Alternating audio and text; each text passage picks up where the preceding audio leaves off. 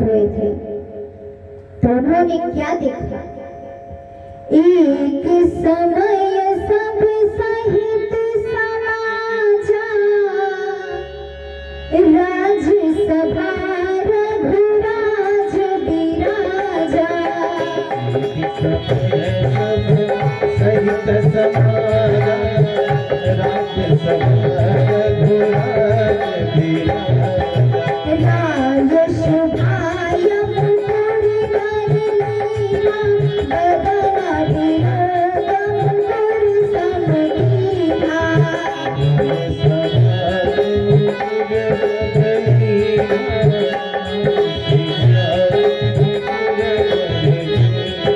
श्री राम जय राम जय जय राम, श्री राम जय राम जय जय राम। जय जय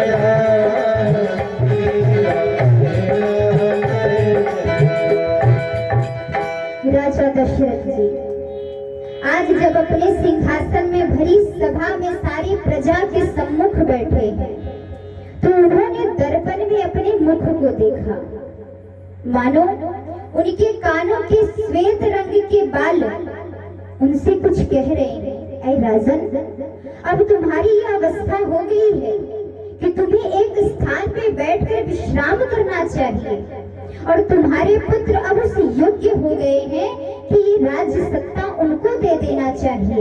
इस सिंहासन पर अपने पुत्र को बैठा दो। राजा दशरथ को जैसे ही ज्ञात हुआ और उन्होंने विचार करिए, जिस दर्पण में ये सब कुछ देख रहे हैं, सुन रहे हैं, आप भरी सभा में बैठे हो, क्या यहाँ बैठकर आप आईना निकाल के अपने मुख को देखोगे? कोई नहीं देखेगा। सबको लगेगा कि अगर मैं आईना निकाल कर दिन में घर में 20 बार देखते हो, लेकिन समाज में कोई नहीं देखेगा।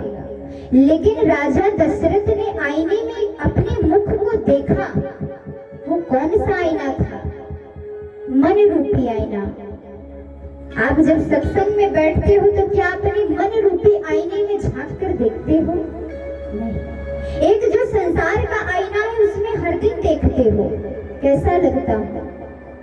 गुरुजी कथा सुना रहे थे ना कि आईने में आप अपने मुख को देखते हो, चंदन टेढ़ा है, सीधा है, लेकिन क्या आपने कभी अपने हृदय के आईने में झांक कर देखा कि वो कैसा है?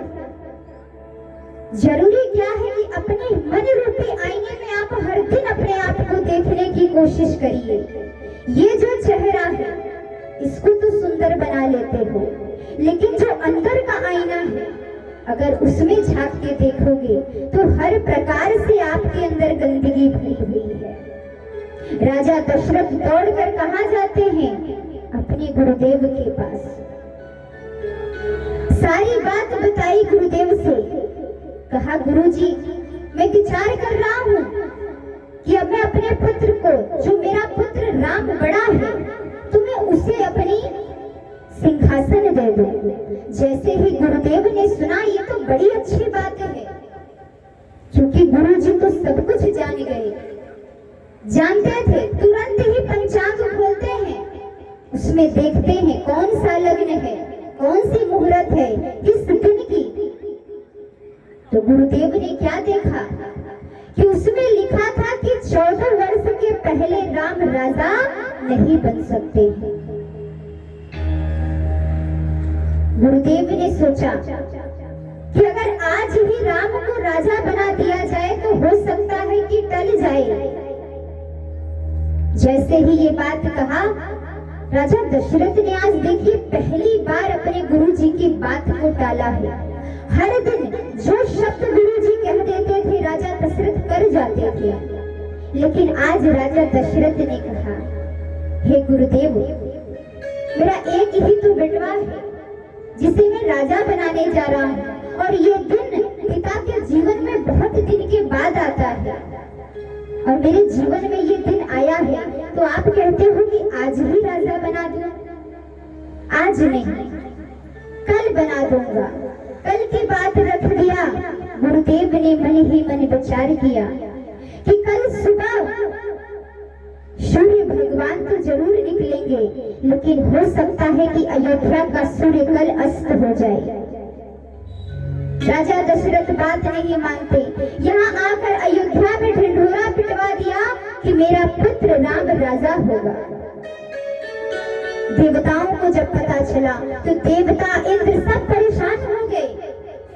सभी माँ सरस्वती से विनती करते हैं, हे माँ, अगर राम जी राजा बन गए ना तो रावण की मृत्यु नहीं होगी, सारा कार्य रुक जाएगा। कुछ ऐसा कर दीजिए कि प्रभु राम राजा ना बने। मैया सरस्वती ने कई बात को टाला है कि मैं ऐसा कुछ नहीं करूंगी, लेकिन देवताओं ने बार बार विनती किया तो माँ सरस्वती को दया आ गई। अयोध्या में आके चारों ओर घूम के देखती है कोई ऐसा व्यक्ति दिख जाए, लेकिन उस पूरी अयोध्या में कोई ऐसा नहीं दिखा जो राम के लिए प्रेम ना हो जिसके हृदय में। जहां भी घूमकर देखती हैं, हर किसी के हृदय में राम बसे हैं।